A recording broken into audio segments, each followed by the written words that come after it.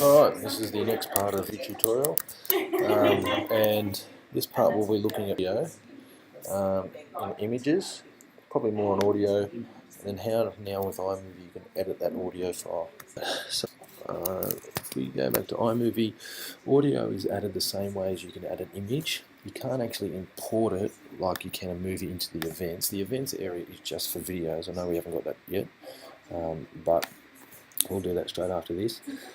But audio, click on little musical note and you'll see it's asking to import audio from iTunes, but then when you open it up it can be done from iTunes or from your iMovie sound effects or iLife sound effects. So if you have any audio, you can, or GarageBand as well, get into these and then you'll be able to find it. So I can click on iTunes and see all of these parts audio. So I'll just choose this first one. And then when I drag it over the top, you can see this green box. And that just basically means that behind these images that I have here will be some audio playing. So when I let go, you'll see now we've got a number of different, we see the sound waves now. If you can't see that, it's basically because you haven't, let me see, I turned that on actually. You haven't clicked this button here, so yours might look like that. So if it does, then you go down here and you can click on the sound wave and it'll bring up the actual sound wave file. So if you have a look now, when I hit play, it will actually start playing some sort of audio. Righto, so it's pretty simple there. So it shows how the audio builds up and then all of a sudden when the noise comes loud. What iMovie now allows you to do with this feature where you can bring up the audio is actually select a certain part down here. So if I select anything up here, it's actually only going to look at this picture. Okay, these parts here. But if I select something down here and drag, it'll actually allow me to select a part of the audio. So once I select that audio, what I can do is go to this line and bring down this part. So now from where that started to make noise, it's actually now very quiet. And then it starts to make a bit more noise when it goes back up. So that's one way you can edit the audio and bring it down.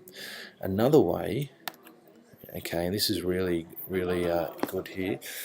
If I had a video, which I should probably have on there now, but if I had a video that up here I want just to be able to hear the video, I can double click, pretend this is a video. I can bring up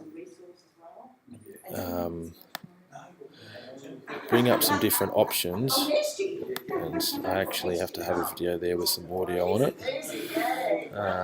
Let's see if I can just quickly import some video.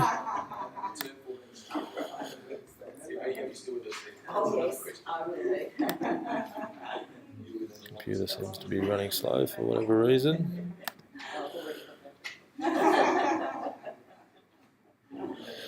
Okay, so I've got some screen recordings here. I'll import this one. This is only small. This is a video on entry documents that I did for staff. So when I import video, and I should have showed that file import, you choose your video and it puts it into your events area. So we see this part here is part of the video. So if I was to select some of this video, just drag and select a part and drag it and bring it up, a couple of things happen. The first thing is the audio that I had now goes for as long as my video goes for now. So it actually extends to go for the whole area. The next part is you'll see that there are two sound files here. There's the one that was on this video in the blue and that backing track of the audio. But if I played, I can't really hear this audio because it's pretty much been drowned out by this sound file that I've imported. So the audio from the video doesn't work, or it works, but we just can't hear it. So what you can do is you double click on this file and then you bring up some options. One of them under audio, and you can choose ducking. So if I hit ducking, you'll notice straight away, and I'll just uncheck that, you'll notice down here this is the audio from the music file. If I hit ducking, it means that it's going to reduce any other volume that's happening other than this down to 15% of that file. I can bring this even down a bit more, maybe 5%. So now when I play this, there is a sound underneath.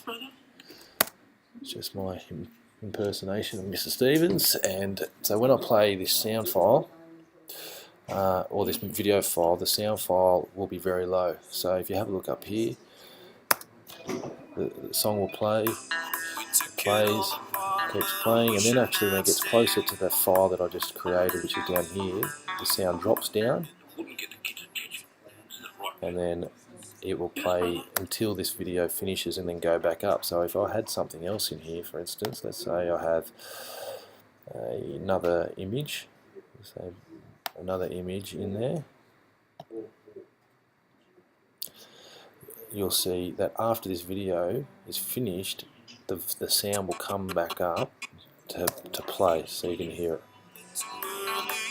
Okay, so that's a way to have audio come in and out. So again, you just need to double click on the audio. I double click on this video file, go to audio, and turn on ducking. And that's it for how to edit audio, or basically basic features for audio editing. Righto. And that might be it. We might look at detaching audio and cropping a bit later.